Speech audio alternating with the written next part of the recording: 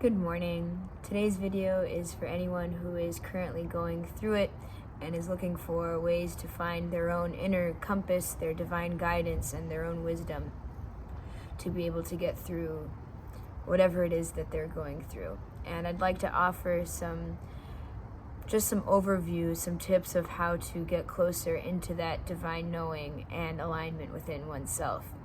And I'm going to talk about 3 ways for us to be able to do that.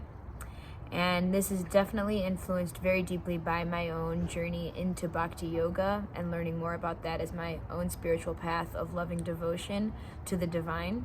And I'm happy to talk about that more.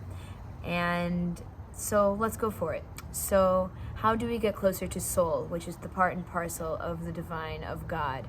How do we get to that inner knowing of our most authentic truth? The first step is to be able to slow down. We are constantly in a state of overstimulation, of a bombardment of thoughts all the time, being in our monkey mind. And so one of the most important pieces for us to be able to get into that place of centering is to be able to slow down and to get very still within ourselves. And not trying to do it out of a place of force, but out of a place of gentle compassion, out of a place of just letting ourselves get to relax as an act of self-love. The second piece is being able to go into a state of prayer. And so I know this can be difficult for some who are more secular and are still grappling with the concept of something outside of this material world, and yet starting to just let go a little bit and getting to know that maybe there is something outside of just what we see and what we hear and what we see only in this material world, and allowing ourselves to tap into a higher source. And so getting to be in a space of prayer, asking for divine guidance, asking for us to be able to release our control and let the higher control take over, for us to let go of the steering wheel a little. And in my own prayers, I often like to ask for me to get closer, for me to be able to build a relationship with the divine, and to be able to really hear and discern their truth versus my own ego, my own self. The third way to get really in tune with our souls is to be able to listen.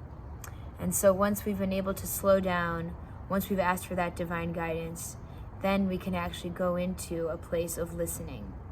And in Bhakti Yoga, we use that ability to listen through japa meditation, which is actually listening to the holy names of God, of the Lord, of the divine.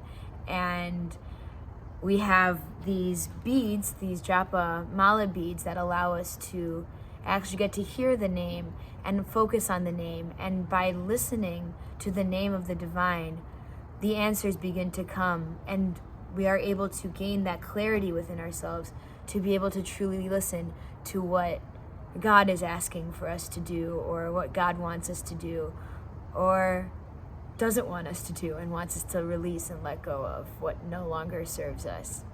And so I hope that this video can help us to be able to align with that of divine wisdom and divine truth, and to deepen our relationship with the Creator and the one who really knows the path ahead of us, and can allow us to finally surrender and relax and trust that our path is always being divinely guided.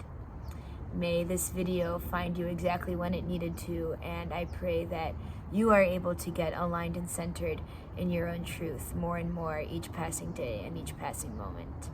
Hare Krishna. Thank you.